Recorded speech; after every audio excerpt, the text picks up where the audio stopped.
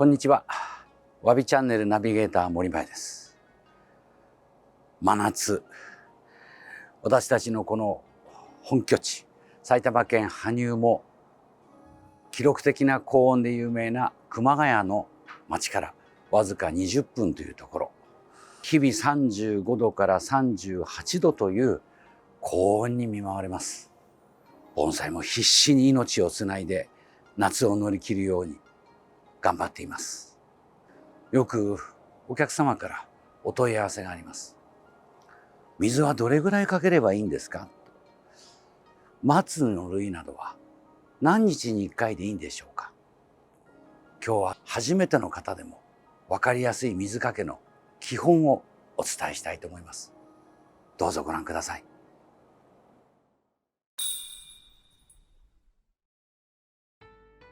盆栽たちは目覚めの春からこの夏に向かって成長を続けます。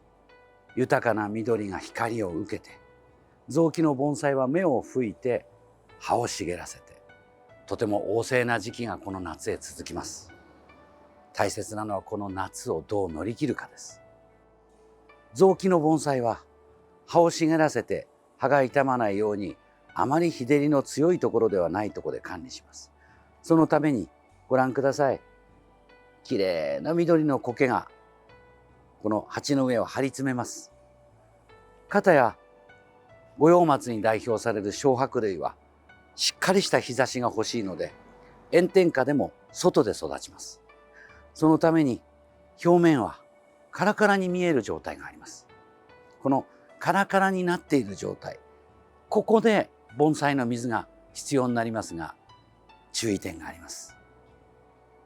松でもこの大きさでしたら、だいたい晴れた日は5月6月が過ぎたら1日1回は必ず必要です。基本的な朝の水かけをどうやるかをご覧に入れましょう。私どものように大きな盆栽園をやっている時にはホースを使ってかけます。1回かけるんでなくて、乾いている木や土が硬くて浸透しないものは何度も何度も追いがけといってかけ直します。まずじょうろでそれをご覧に入れましょう。乾いている木にかけるときにまずご覧ください。一度このように鉢の上にしっかりとかけます。なんかいっぱいかかっているように見えます。お分かりになりますか？鉢の上も水が溜まっています。このように鉢の上に水が溜まっていると、愛好家の方はもう水がたくさん入っていると思うでしょうが、大きな間違いです。土の中が硬くて水が染みるのに時間がかかるんです。乾いているので。このようにカチカチになって乾いているものは、一度このようにしっかりと10秒20秒30秒と待つと、ご覧ください。上にあった水がまるで雨が引いていくようになくなっていきます。下に染みてるんですね。でもこれで染みているかと、これでは全然まだ染みていません。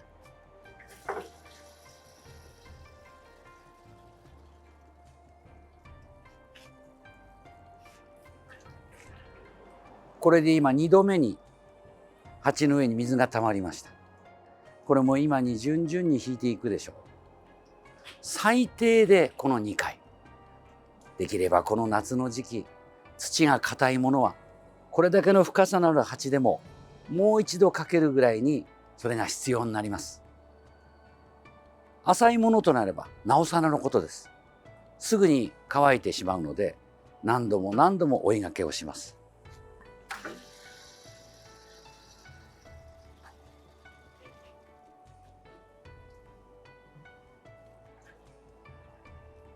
これ3回やりました。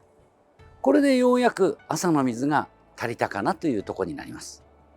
乾いている木がそうであって、乾いていない、またスッと水が落ちるものの方がかえってその回数はなくても大丈夫です。上に水が溜まってしまう、それとも硬くて鉢の外へ水が流れてしまう、そういうものは少し間を置いてもう一度かける。とっても大事なことです。それをそうですね、25度を超えるようになったら毎日1回必要だということを忘れないでください。それでは雑木の盆栽です。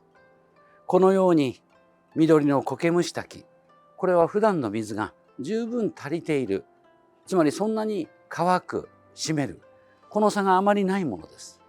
こういうものは一度で足ります。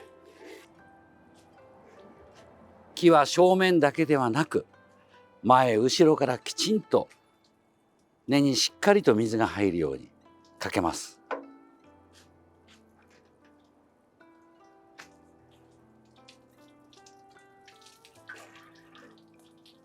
これでだいたい下まで水が抜けているっていうのがお分かりでしょうか。下からどんどん水が出ています。浅い鉢はこういうかけ方をしてしっかりと水を抜き込む、これが必要になります。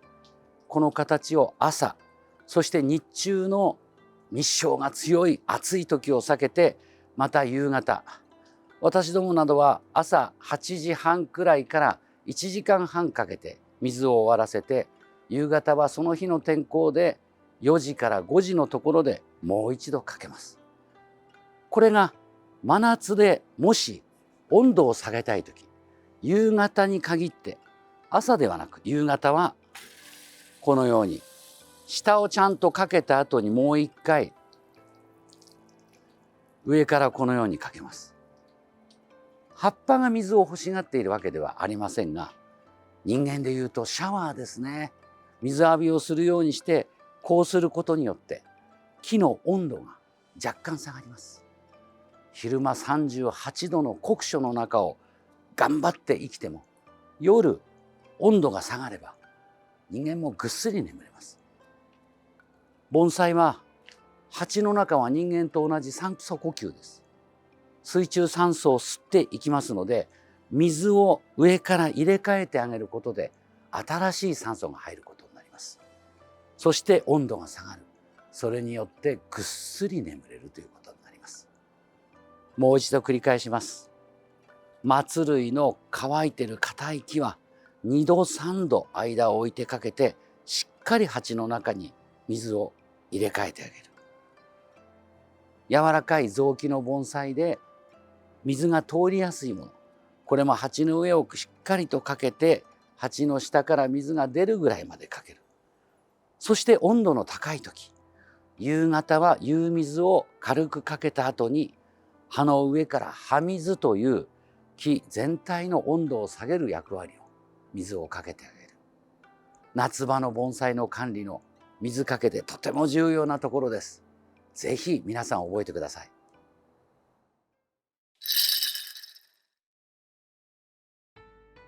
わびチャンネルをご覧の方の多くが小さな盆栽を楽しんでいられると思います。商品盆栽というこの手のひらに乗るもの、可愛らしいですよね。こういうものを水をかけるとき、これはこれでまた別の工夫があります。羽生の盆栽たちは中ぐらいのものでこの大きさです。この大きさでも一般の方々には大変大きな盆栽だと思います。このような木を水かけをする先ほどのようなことと、この商品盆栽はまた違います。もちろん基本的には一緒です。真夏の強い照りを避けて、同じように一つ一つを見ながらじょうろで水をかけます。例えばこの4本の中ですと、この心拍などはもう植え替えて4年5年経つので、水の浸透があまりよくありません。そういうものは一度かけても2度3度とまた追いがけをしてあげます。この作業、特に商品盆栽の場合は頭からかける時が多いので、なるべく日差しの強い時は避けてやってください。例えばここは人工的にできた反射熱の強い上に置いてあります。このような場所に置くと、下からの熱で鉢の中の水分は一挙に蒸発していきます。つまり濡れる、乾く、このバランスが一日の中で短い時間で起きてしまいます。せっかく春からきれいにしたもみじの葉っぱが、この先が水が足らないと焦げてしまうんです。秋の紅葉を楽しむにも辛くなります。この青葉を青葉らしく楽しんであげる、そこにも水の大切さがあります。もちろん日差しの避け方、寒冷紗などを貼るというのもありますが、基本的に水をかけるこの工夫、その中の一つがいつもやるというわけではありませんが、例えば何日かに1回はこのような小さなものですと、少し沈めてゆっくりと上げて、上げた時にずっしりときます。つまり中に水が入っているんですね。こういうものもご覧になってください。中からブクブクブクブクとあぶくが出ています。中に空気の膜があるんですね。これがなくなっていく。その上でゆっくりと上げる。ほら、下から水が出ています。これとても大切です。中の水が全部入れ替わっている証拠です。こうすることでたっぷりとした水分が鉢の中に入ります。毎日これをやるというよりも、何日かに1回この形でやって、普段は水を上からかけてあげる。このことが木をとても健康を守ってくれます。商品盆栽の水は大変乾きが早く、特にお仕事をお持ちで家のベランダや棚で盆栽を楽しまれている方は、夕方帰ってきた時に慌てて水をかけるということがあるでしょう。その時の一つの工夫をご覧に入れます。こういうような薄いものはホームセンターの園芸コーナーなどによく刺し目用とかで売っています。こういうものをただ置く入れるのではなくて、こんなタオル1枚で結構です。このタオル1枚を引いて、このタオルをしっかりと濡らします。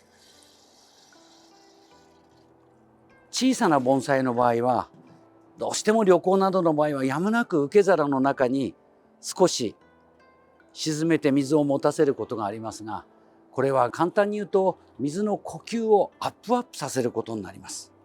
できればこのような状態の上に盆栽を置いて、ちょっと今日は遅くなるからなと思ったら、このような形で、そして水をかけてあげると、全く違う下からの緩やかな湿気が木を守る時があります。こうした上でもう一度ここから上で水をかけてあげます。心の中はまとめてかけるのではなく、一つ一つの盆栽をよく見ながら愛おしむようにかけてやってください。こうしてお仕事に出かける時と、これをやらずに普通に置いたままでは、夕方の乾き方は格段に違うと思います。これでもし小さな日よけでもあれば、木にとっては夏を過ごす楽園に変わっていきます。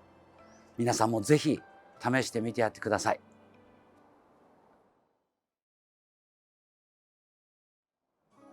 いかがだったでしょうか。今日はこのわびチャンネルをご覧の皆さんからの、また私どもの営業している銀座店に訪れる初心者の方々のとても大切な水かけの質問にお答えする形のものを作ってみました。水が命。これは人も盆栽も一緒です。この鉢の中の水と力だけで生き抜く盆栽。私たちの愛情が木を何年何十年と守ります。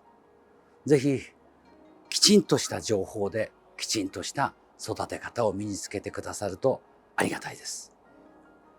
わびチャンネルはこのようなお客様からのご要望、そして基本的なと言われることの繰り返しのお伝え、もちろん文化的な水石や掛け軸、飾りまで幅広くお伝えします。ぜひチャンネル登録をしていただいて、アーカイブを含めてお楽しみいただけるとありがたいです。本日もご視聴ありがとうございました。